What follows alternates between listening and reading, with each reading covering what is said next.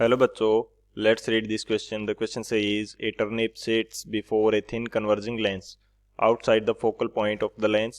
The lens is filled with a transparent gel so that it is flexible. By squeezing its end towards its center as indicated, you can change the curvature of its front and rear side. When you squeeze the lens, the lateral height of the image A increases, B decreases, C remains same, D data insufficient. तो इस question के अंदर हमें बोला गया है कि एक थिन कन्वर्जिंग लेंस है जिसकी रेडियस ऑफ कर्वेचर हम स्क्वीजिंग से चेंज कर सकते हैं. तो अब यदि इसकी स्क्वीज करते हैं अकॉर्डिंगली डायग्राम में शो किया गया है उस प्रकार से, तो इसकी लेटरल हाइट जो होगी इमेज की उसके ऊपर क्या इफेक्ट होगा. तो बात करते हैं की कंसेप्ट की. की कंसेप्ट की यदि बात की जाए इस क्वेश्चन के लिए, तो की कंसेप्ट हमारे पास होगा. सबसे पहला जो की कंसेप्ट हम यूज करेंगे वो हमारे पास हो जाएगा लेंस फॉर्मूला. हम बात करते हैं लेंस फॉर्मूला की. लेंस फॉर्मूला क्या होता है?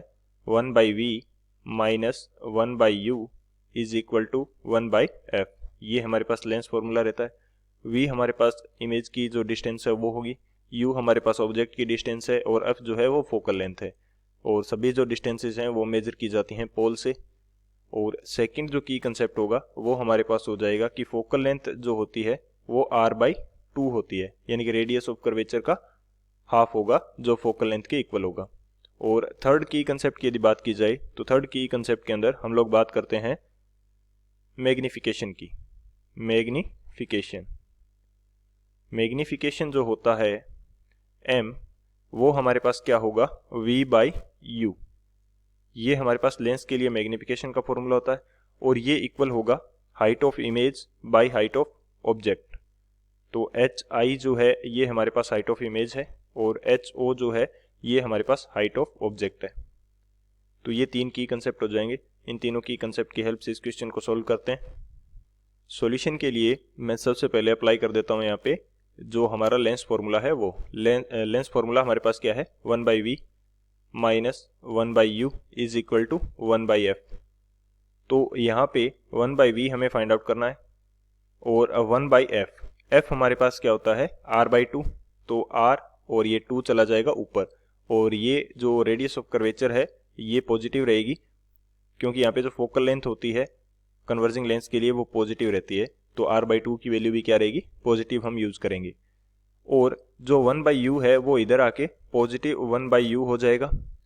लेकिन हमारे पास यहाँ पे क्या रहेगा कि ये जो डिस्टेंस है ऑब्जेक्ट की वो नेगेटिव यूज करनी पड़ेगी. क्यों? क्योंकि जो डिस्टेंस है u ये हम मेजर कर रहे हैं in the opposite direction of incident ray. तो ये हमारे पास क्या होगा? नेगेटिव होगा. अब हम देखते हैं कि यदि हम स्क्वीजिंग कर रहे हैं तो स्क्वीजिंग से क्या इफेक्ट होगा. स्क्वीज कर रहे हैं हम लोग, स्क्वीज कर रहे हैं यानी कि रेडियस ऑफ कर्वेचर जो है वो कम कर रहे हैं.